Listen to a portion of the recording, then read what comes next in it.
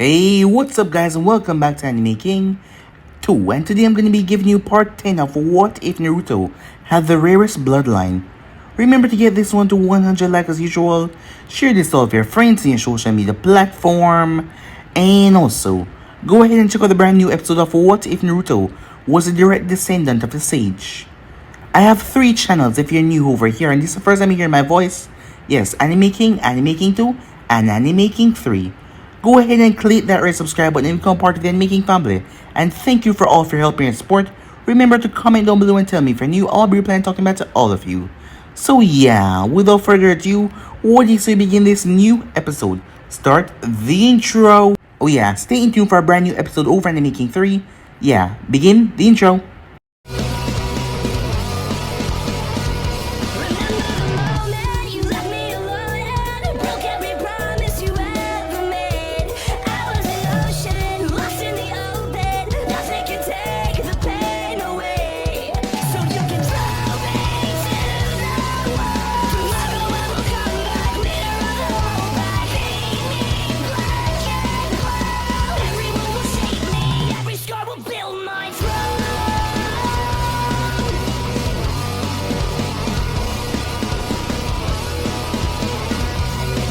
So, the last spot we left off, as Danzo barged into the office, completely ignoring the secretary.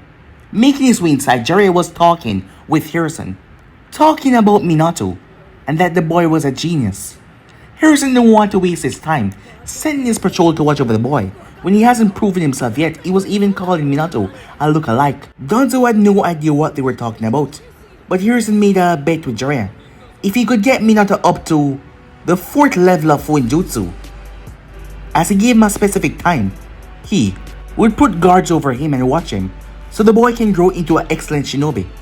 Jiraiya went away a bit angry. If Orochimaru had asked him to do that, he would have been hopping to do it right away. Danzo asked Hiruzen what did he want, as Hiruzen told him to shut down Root. Danzo pushed him a bit further until Hiruzen got pissed off and told him that if he didn't, he will. As there were cemeteries, plots open up to put him in one if he had to. Danzo simply left the office. After all, the real Danzo had been discarded a long time ago. This was a smoke clone of Naruto. He wasn't going to shut down Root. It was like he was going to listen to Hiruzen. But you have to find out more about this Minato Namikaze. The boy was never important at first, so you have to see what was going on with him. Along with that, Orochimaru was also experimenting, as he was the one that took care of Mito. Using a clone, he was able to trick Sarutobi, as a man wouldn't think of him to be using a clone against him. So that is why Sarutobi, vouched for him. But they were trying to pin it on him that he was, the one that was there, given that it was his poison, that he said that was stolen. But all accusation came out false, as he had nothing real against him.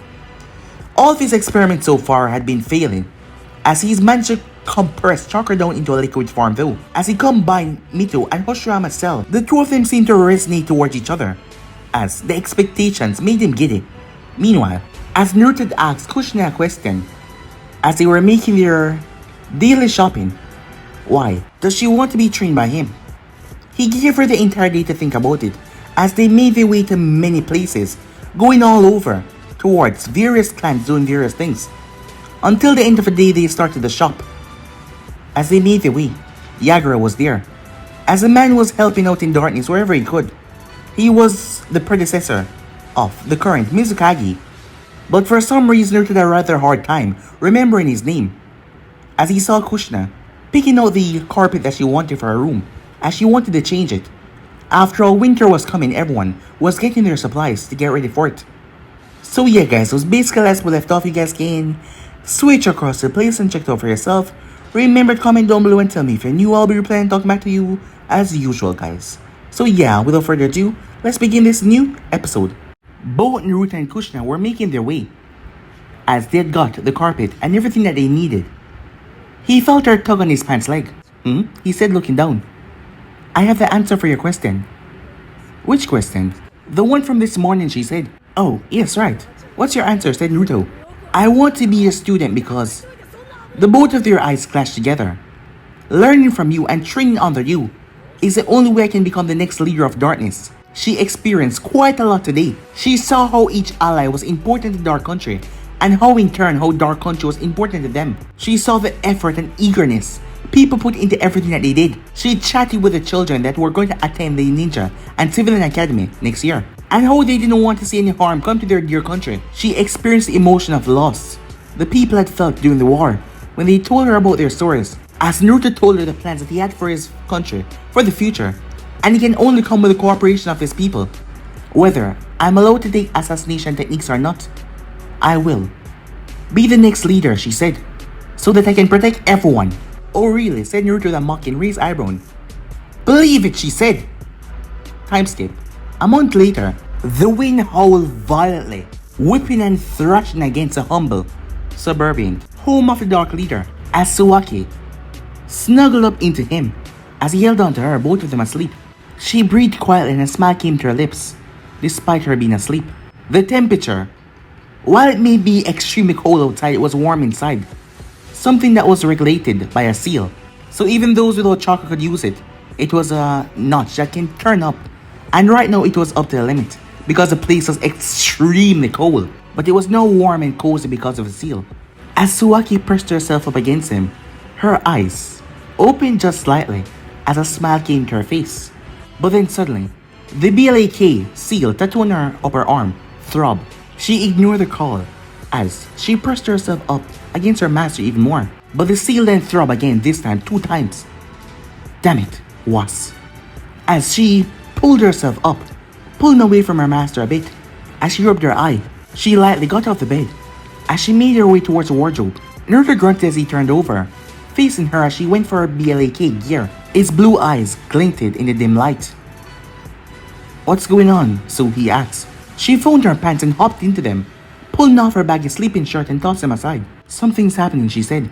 She found bandages and wrapped them around her chest, making sure it was secure, before she placed on her short black shirt. As he pulled himself up, but she rushed over. Don't worry, I got this. You sure? He asked. I'm sure, she said, as she placed on the rest of her clothing, with her kunai holsters and her shuriken guard, as she sealed away the medical blood needles in her arm. As she picked up her bat mask, she moved away to Naruto and kissed him on the forehead. Sleep well, sensei, she said, as she placed on her mask before moving towards Kushina's room. After closing the door behind her, she swiped her hand, her thumb, on the doorknob before turning it. She poked her head inside. Kushina was covered under a big blanket, snoring. She smiled as she made her way towards the front door after closing the door behind her. As she opened the door, as Was slipped inside. I apologize for waking you up, Bat-senpai, he said as he lowered himself with a bow. It's fine. What happened? She asked. The dark forest gate fell down, and a few animals have escaped. Any civilian casualties? No, ma'am. All civilians are within doors. The barrier seals around the house are performing properly, and I sent out an order for all genuine to remain indoors. Good. They're not yet qualified to withstand this snowstorm. What measures have been taken to round up the animals? She asked. There are operatives in the south that are hurdling them back to the north, and Lord Panza Senshi and Lady Amara are driving them back with a defense corps. The dark animals, conservationists, are pleading that we not harm the animals. The members of that group were the ones that kept check on the dark animals. A small facility that was set up close towards the gate. They had said that the gate had blown open on its own, but the member of the DC was doing their investigation. The BLAK function was just to watch over the situation and make sure nothing went out of control. The Gato members of the defensive corps were confined to their decks. Their clear release became brittle and also brittle when it comes to the snowstorm, so it was best for them to work indoors. What else? Suwaki asked. We are giving chase to 15 hidden stone shinobis that have breached our borders. Suwaki eyes hardened at that. Our comrades have tracked 11, but the other 4 are nowhere to be found. The snow is making it hard for our trackers. Leave it to me, she said as she said the message by her tattoos. As Was opened the door and disappeared into the blizzard. As she disappeared behind him, closed the door behind her. Time skip. Suwaki looked down at the 11 stone ninjas that they have managed to capture. As her eyes hardened, looking on at them, she could smell it. 15 different scent, 11 heartbeats. This one man, she could tell that he was a leader. She picked herself back up, backing away from the man, who looked at her with hardened eyes, pretending like he wasn't afraid even though, well, he shouldn't be afraid because it's not like they would escape. You can kill them all now, she said, as the operatives around her brought down their weapons, ending the stone shinobi's life. There were 4 more of them on the loose. Suwaki focused on the 15 cents. She removed the 4 cents that weren't a part of this group. As she went through hand signs, demon blood release, bloodhound of killer intent. As she tossed 10 blood-filled scent bombs onto the ground as they embedded down. The blood started to wrangle and bubble before they broke out of the containers. The blood meshed together and started to morph into something as it overtook the snow that was trying to overcome it. Her blood snapped and barked wildly, howling out into the blazing blizzard. All of her bloodhounds spread out in all different directions.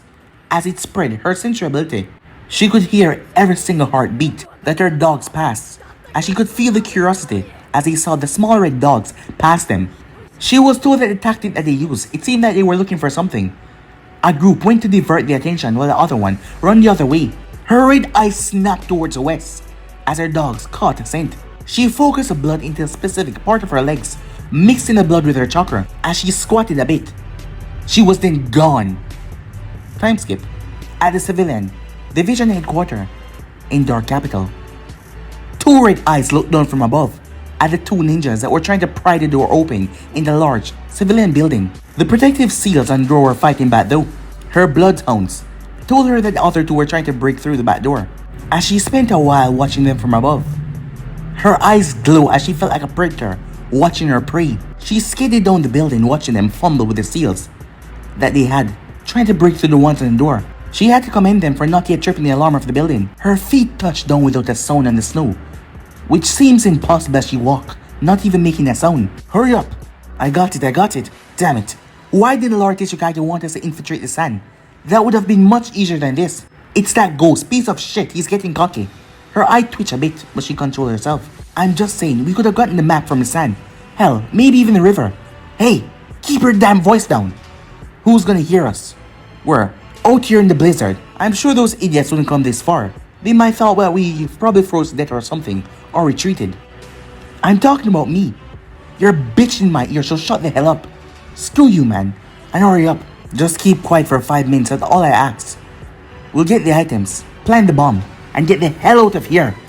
Hurry up then. What do you think I'm doing, dumbass? The man then started to fall. Tara? What the? He also fall as well. 2 sand bombs were embedded in the back of their skull. Map. Those items, thought Suwaki. She snapped her finger. Her first victim picked himself up and rushed towards the back with the other 2 were, leaving behind the last one as she searched him. There wasn't anything on his body to tell of his objective in the country. Their forehead protector weren't even slashed out. Her recent created zombie knocked out the other 2. She started to strip him naked, looking for a storage seal on his body or some kind of scroll, but she found nothing of the sort. I thought that someone as arrogant as Oniki would have given them mission spec. As the nude man below her was shivering violently, he wasn't actually dead, she just kept him subdued. He didn't order them to slash out their forehead protectors, and they still have on their flap jackets. She sent him to quick Morse code for her man to come towards her position. Well, tortured is. Lion landed right in front of her. He bowed as he picked up the man and brought him towards the dark forest, the base that was inside. It took a full hour for them to finally crack. Everything was now back to normal. The animals were back in the dark forest. All citizens were accounted for. But the stone ninjas had finally cracked, giving them what they wanted. What they discovered didn't really shock them. Oniki was rather pissed off that his own scouts were sent back to him in a wooden box, as the BLA commander, especially her, had made sure to plant them neatly to send them back. So he started to make plans how he can receive information about darkness before he took it down. The Tishikage told him to steal a map of the country, so they went for the civilian division. They were trying to find any document in the citizen and migration office, as he wanted to make sure that when they strike darkness, there wouldn't be a retaliation because he wanted to bring it down. Bat had to hand it to the Tishikage.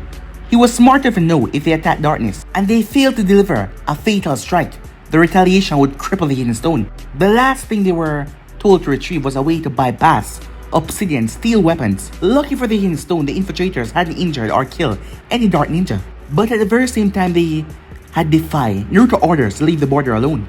That was unforgivable. Plus, Oniki wanted them to plant bombs in the civilian division headquarters and blow up the building once they were clear, trying to put doubts in civilian mind that they couldn't be protected by their leader. The 2 teams turned to their commander, silently waiting for her decision. Bat was stuck. Only Naruto could permit them to invade and collect their pound of flesh from the hidden stone, as seeing that they hadn't shed any blood of Dark Ninja as well. Killing them while they were in dark territory was a must, as it wouldn't be right if she just let them go. She flicked her wrist. The 4 men in front of her throats were slit as they dropped down to the ground. And I don't feel like another warning would suffice, she thought to herself, as she wondered how did they know about the importance of civilian building. No country on the continent, not even dark country allies, had a map of darkness. The map itself was in the country and it never once left. The tattoo on the back of their hands once they left became unseen. Things like that, how to get in the village was secretive. Normal ninja went on different missions to visit their family also in some bad territory. But anything that happened to them, the seal would send back a transmitter and they would be receiving help immediately. But not even one single alarm had been raised. No one had been captured or taken away. True, the Hidden Stone was one of the villages that was trying to oppress darkness back in the old ages. Probably they were using their knowledge of back then, and that is why they were able to find the civilian building. But the problem was, with Naruto becoming the leader, the country's structure had been shifted and changed. It was reformed from scratch. It used to be at the eastern area, now it was at the center, and Dark Country had more capitals and more twisted alleyways. Almost all relic of the past was torn down and designed for different use and in different shapes or form. There was no way on earth that anyone, barring the allied nations, could know anything unless the members there with her saw her eyes harden under her mask. The plant man. What she and Naruto gathered about that thing, it had sneaky ways of entering the country without informing them. First off, inform our seal masters to incorporate nature chakra sentry and tracking seals to the border. Tell them to focus on sentience and the chakra not being recognized as darkness or our allies. That meant any nature chakra that moved on its own was to be tagged once it was detected. She will have to talk to the entrance citizenship that they need to update the tattoos. Also, summonings from other allied nations had to be checked at the gate, and then they would be tagged, just like how the stone ninjas were tagged. That is why they were informed so quickly. The moment you were unauthorized to enter, you will be tagged. Inform the group there was an unauthorized guest in the village. We will also send these people back to their kagis and burn down a few of their sentry posts. Just send a message. Lord Naruto's personal message to Tishikage will be sent once he's made aware of this. Yes, Lady Commander. It is when they refuse to listen, I will seek permission from Lord Naruto for us to kill Oniki and his extended family, and they would cover themselves up. No one would ever even know that you were there.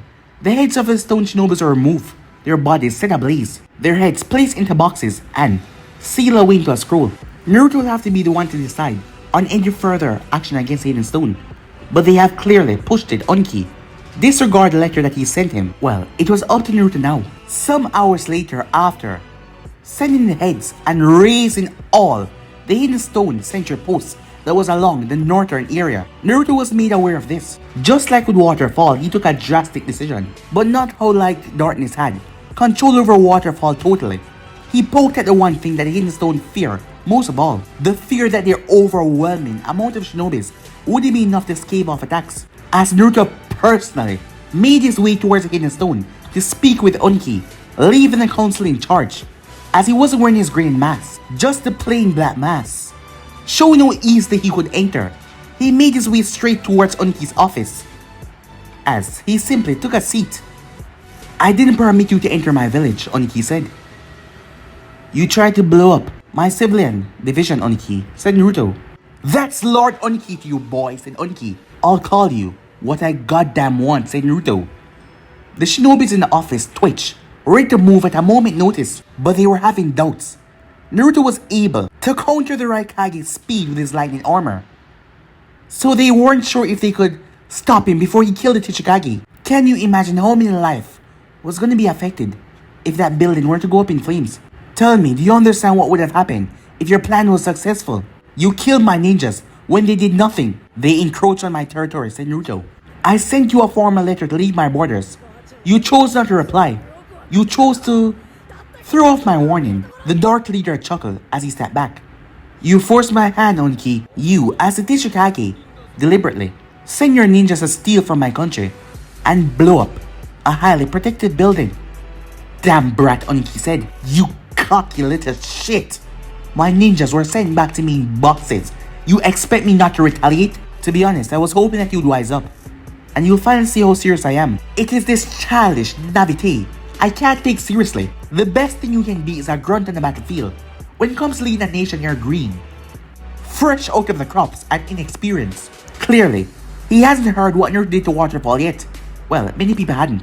There were some letters from some daimyos though, as Naruto sent them back with a response. Anyone that if they dare to enter his land or to harm his people, he told them to try him and they will see. People walking on eggshells around them now, fearing what will happen if a single mark was laid on a single dark shinobi. Naruto smirked. I'm naive, you say. Brainless and cowardly is better. Hiding behind your ninjas, sending letters, trying to make yourself a name, to try to stand up to the might of the hidden stone. You should be nowhere near administration, brat. As eloquent as always, Oniki. Why the hell are you in my village? Retaliation. Suddenly, screams could be heard all around. Oniki got to his feet as he looked through the window. He saw a large crowd of people gathering. Suddenly, a man burst through the office. Lord Oniki, Councilwoman Hinata. His eyes flicked over towards Naruto as he stepped away. Sniper, he said to Oniki. Oniki turned to Naruto as a cube started to form, its dust release. You bastard! Settle down, Oniki. More screaming could be heard as another member of the council was taken down by an arrow through the neck. You bastard! I said. Settle down. Two more were snuffed out as people outside started to panic. Find them! Find them now! Oniki screamed as he cancelled a cube and closed his fist tightly. I doubt you will. Sit. We aren't done yet, said Naruto. Two more were brought down. They were in their homes, sipping on tea, when the arrow broke through the window, splitting right through their skull. And these victims were ninjas, and yet they were not able to evade it. Oniki heard the screams as he thought whether to dive at this man or go out there and search for the people himself. See here, Oniki. People from the Suwaki clan are virtually impossible to locate once they settle down in a hiding place and they're comfortable enough to kill. Snap! As Naruto said that, a Jonin that was leading that squad to find the archer was taken down by an arrow through the eye. See what I mean? Stop this! Said Oniki as he clenched his fist. Tell them to stop! I wonder if it's possible. Oniki heard a window break near his office. Yes, very possible. 3 arrows had ended the 28 ninjas' life that were trying to storm into the office to kill Naruto. They ricochet around the room and kill every single one of them. Order them to stay out, said Naruto. He then turned in his seat as he looked at every ninja in the office. All of them still hidden. You're free to stay if you want. Just try not to make any noise. As he rolled his eyes at Oniki, chakra boiled inside of him. A councilwoman was nailed to the wall. An arrow passed through her left ears and burst to the right, nailing her to the wall. The wasp venom turned her brain into soup. My ninjas can keep on picking off your council. Now, sit down. I will burn darkness to the ground. Oniki rage. His eyes looking around just in case an arrow were to come to the window and try to kill him. I will not take this attack lying down. Darkness will die. Aside from the idiotic notion of threatening the person that is whittling down your numbers, I am confident that once the hidden stone get back to its feet, after this great tragedy, it will indeed gather all of his allies to try to take down darkness. But I also have allies. Sorry, I'm getting off track. It would be wise to recognize your impotence in this situation, Oniki. Your ninjas have been looking for my ninjas for 20 minutes or so. Is that right? Your family is currently hiding somewhere along the northern mountain of the range. Am I correct? Oniki's eyes widened as Naruto snapped his finger. I have a few archers aimed at them. Now, wait! Don't! Their orders are to make their deaths painful, said Naruto. Your 15-year-old son, your 13-year-old daughter, your wife, your sister, and your brother. They're all sitting ducks. Naruto, don't do this, Oniki said. I thought I was a brat. Childish, brainless, naive. Wasn't I any of those things before, Naruto asked? Another scream. That was your fort. To the last councilman, the elderly man was hunkered down in the closet. The arrow had bounced off the window, ricocheted off the wall, and pierced right through the wooden door, piercing his skull. Our next set of target is your family. Oniki gritted his teeth. I will order my ninjas leave your borders. That won't be enough, said Naruto as he motioned to the window. You see, this whole thing has been an inconvenience. We could have been doing more things. making sure the snowstorm doesn't get in our path. If my ninjas are to encounter yours on missions, they are strictly to avoid them, Oniki said. Go on, said Naruto. Oniki grit his teeth. Money? Nah, try again, said Naruto. I would advise my allies leave darkness alone. Well, that will have to do. This day will make Oniki realize something he didn't want to realize. That maybe Dark Country was as dangerous as their ghostly leader. Maybe he approached the matter wrong. Maybe he messed with the wrong sleeping animal. Maybe him undermining the leader of darkness. It led to the death of his council.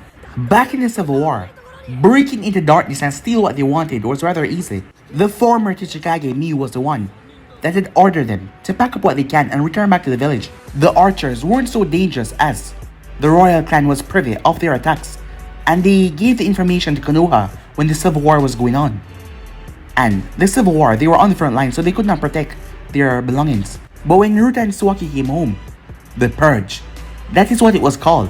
Any foreigners that stumble as they fled the country will be slaughtered and be used as food for the dark creatures in the forest. As everyone was pissed off, not knowing what was going on in darkness. No matter what they did, they couldn't enter, as not even formal letters to get them in. They hated how they couldn't identify easily dark country ninjas at the beginning, as darkness settled in the background while moving and growing. No one knew the might of darkness, so that is why they never attacked, not knowing what they were actually capable of. And doing something and having no information would leave all of them dead. Tell your man to leave my village, Oniki said, as he felt rather subdued. How about this? I might withdraw all of my ninjas. Or, I withdraw some, just so you behave. Oniki did not reply, he didn't even look up. As Naruto picked himself up, I trust that you will behave yourself, Oniki. As Oniki stood up, as he met Naruto's eyes unafraid. You have made a great enemy today, Ghost. I am aware. Remember this day.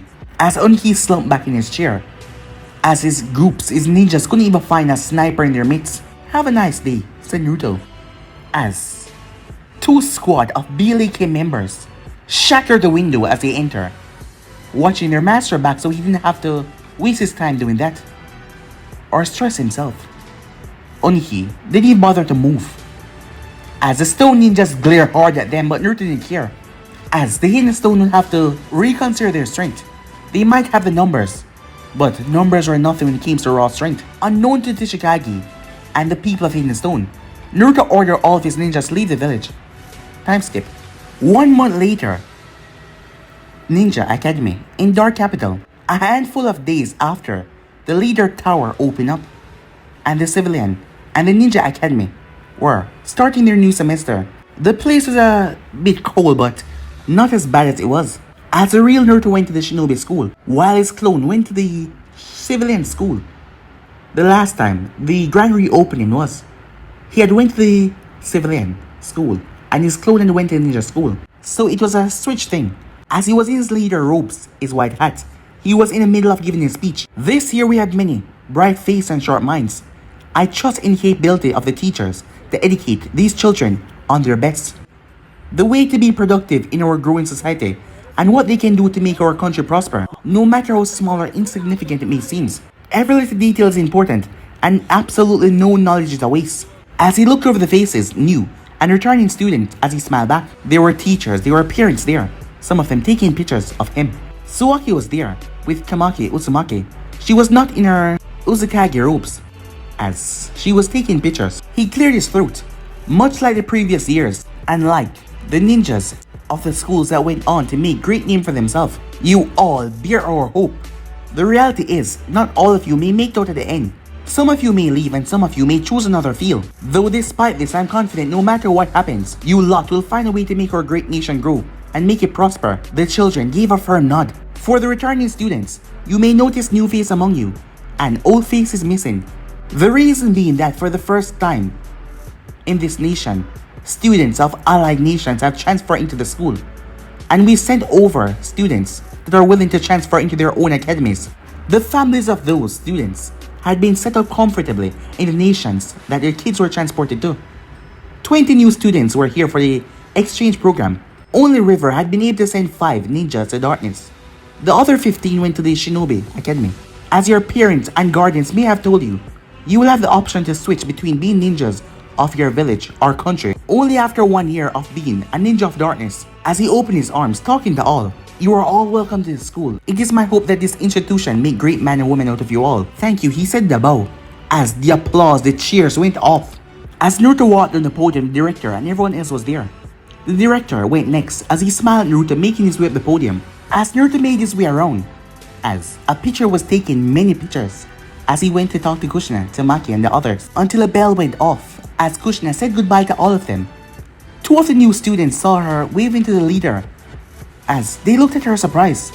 As they were new here, they didn't know much, as she walked with a confident step, with a smile on her face, as her mother smiled, as she looked down at the camera. Sensei, said Suwaki, there's something I want to show you back at the tower. Oh hey bro, said Tamaki, didn't you promise you'll be going to try those famous Susabiki honey cakes? He felt a tension between both women. Alright you two, behave yourself, he said. Time skip. Somewhere on the continent, darkness has reduced this once great village into a roll of slaves. Our Kage is nothing but a simpering dog that follow the ghosts. Zetsu, that was disguised as a shinobi of the village, said as he looked down towards the boy. We gain absolutely nothing from this alliance, and yet our people see and say nothing. Our glory is lost and our people are brainwashed. It is our Kage's fault for falling for the ghost trap, and his unwise decisions. Being controlled and following darkness will lead to our doom one day. It is the ghost's fault for hypnotizing our people. The boy that Zetsu was speaking to, as he was disguised as one of their shinobis, glared at the ground.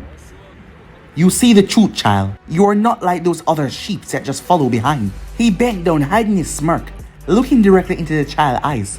You know what to do, Zetsu said. Manipulating a child that was gonna work and do wonderful things for him. Time skip. 15 years later. Yes, 15 years has passed. The third Great Shinobi War. It began 5 years ago, when a landowner from Hot Water was found dead in his home, beside the wife of the deposed Fire Daimyo. An investigation has been done and revealed that the Hot Water landlord had been blackmailing the woman, holding her immoral, illegal, sexual addiction to young adolescent girls over her head. She has been paying for the man's silence until one day he demanded more than money from her. A year into this disgusting affair with him, she couldn't take it and she killed the man. But as she was about to flee the house, she slipped on the blood on the floor and stabbed herself with her knife.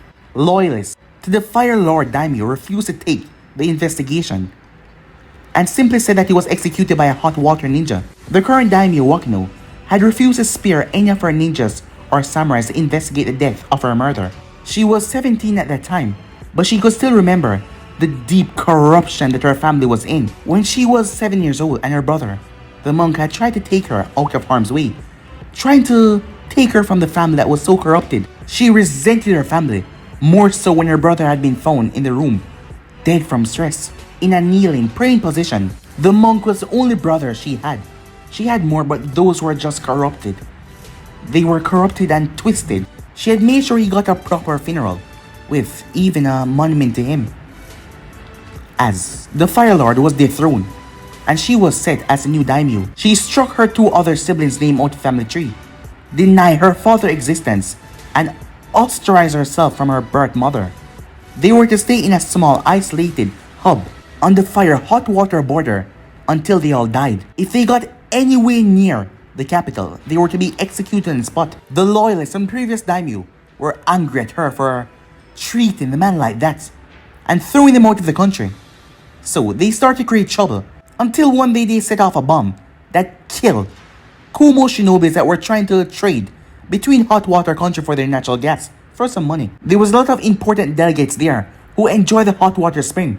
The natural gas, when the bomb had exploded, it mingled together, creating a massive explosion that wiped out a lot of people. The right target exploded as he attacked Spring Country Daimyo. They had murdered 4 whole countries on the northern part of the country. Wakano was pissed off, enraged that Kumo was attacking Spring and her country because of her father's sins.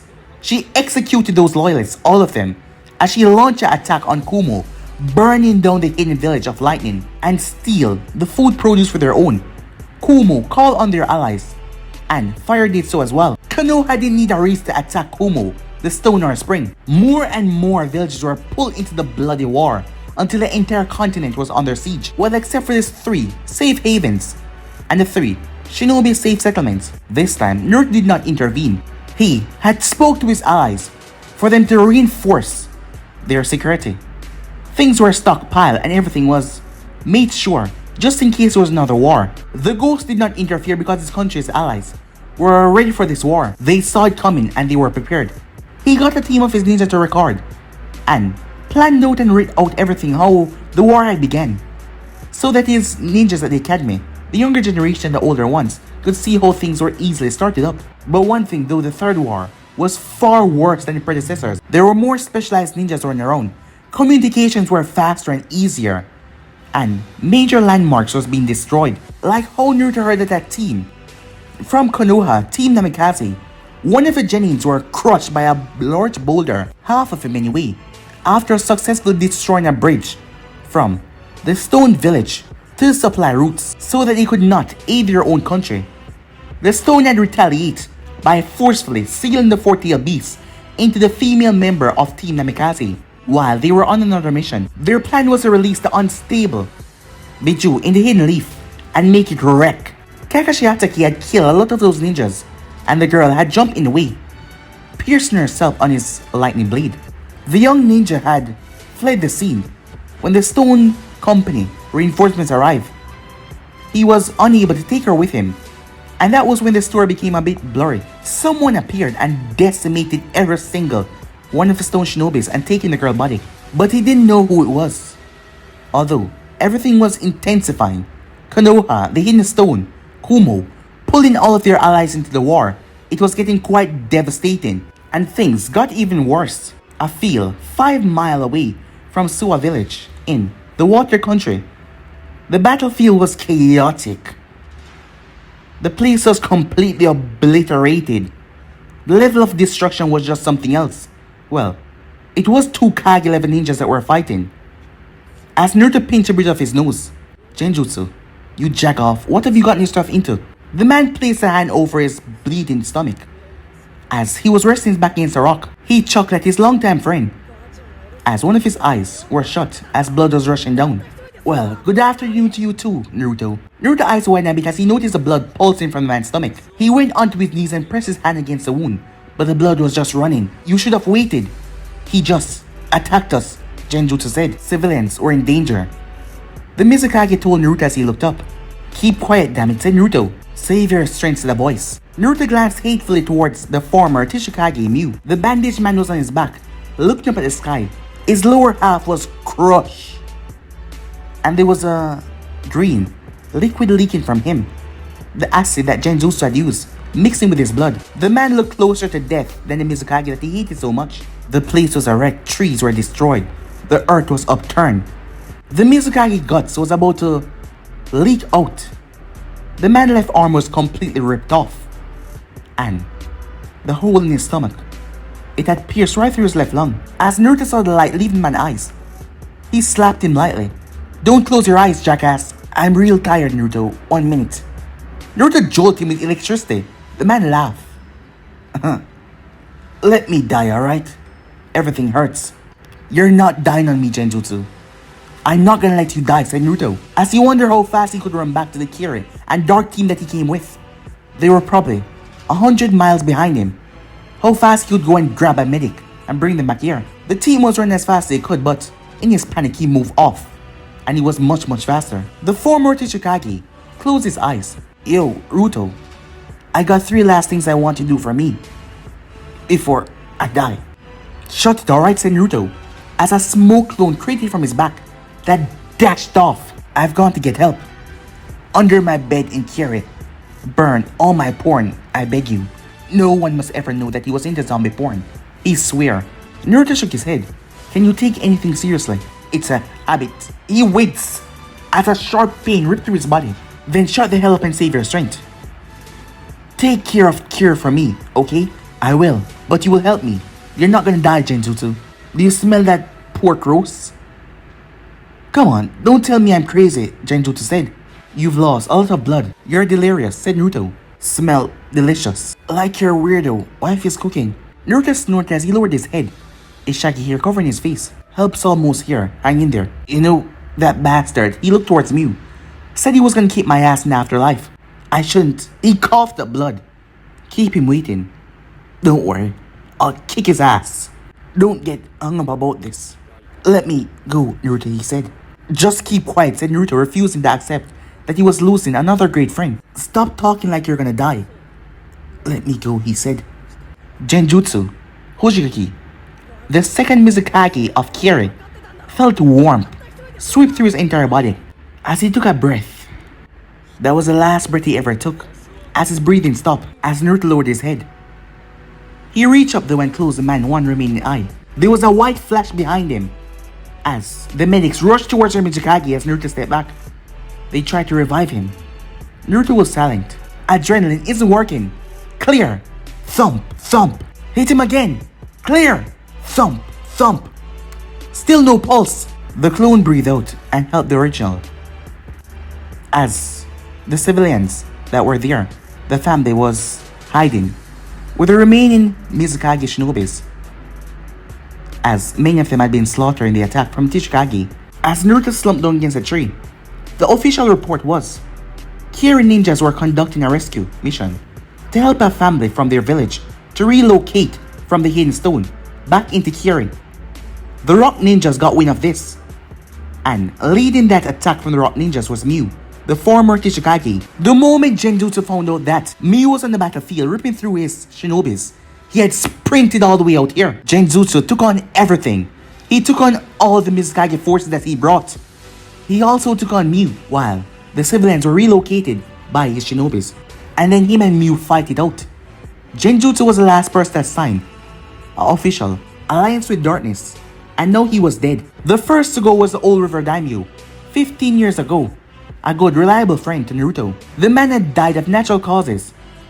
It didn't weigh too much on Naruto's mind because it was natural causes. He was old. Next was Torun, 5th Uzukage and Naruto's brother. The man had died from many bad decisions, starting first when he had just Konoha, and they are linked to the Senjus. He had rectified this by taking the Kyuubi out of Konoha, ripping the Uzumaki alliance with Konoha to shreds. There was only a few redheads behind who could not leave because they were too enrooted in Konoha, been there most of their life.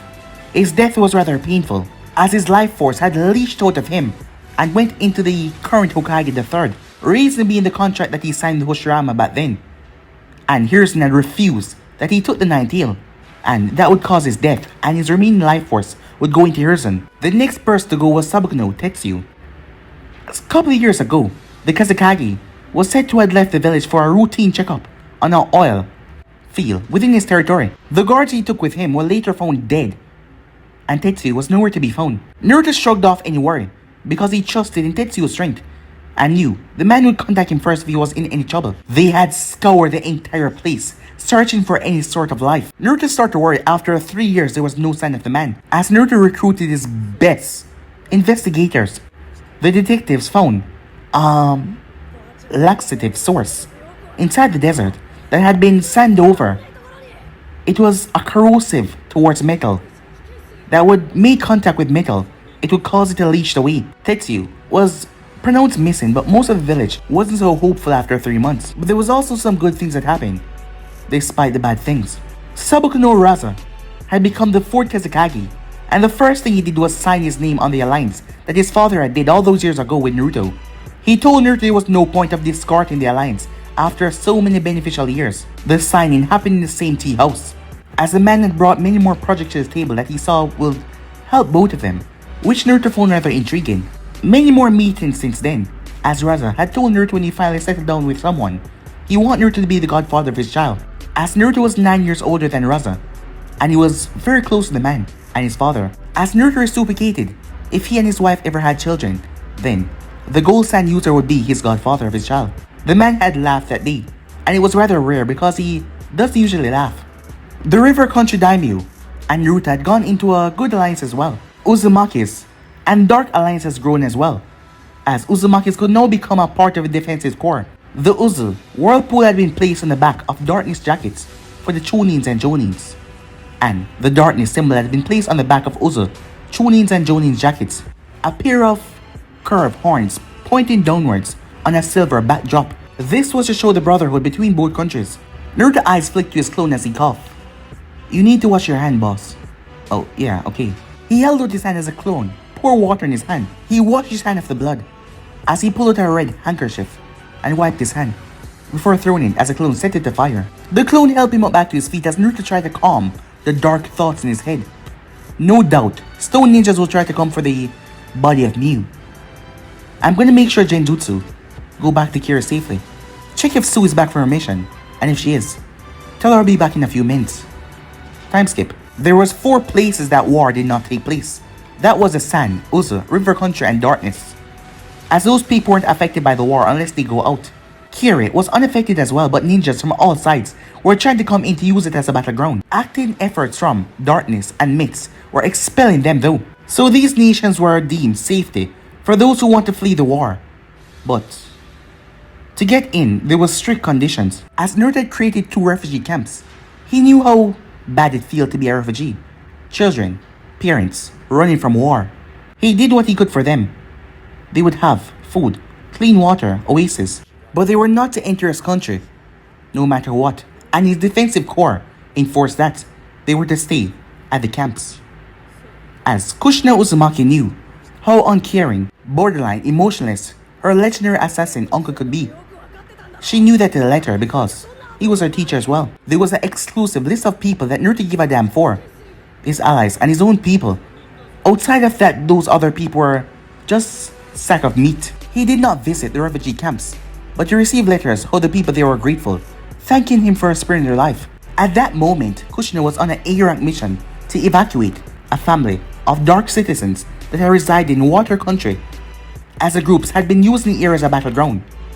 The purple-eyed Jinjutsu looked as a house was shaking from its foundation. Her teammates were fending off against the warring faction.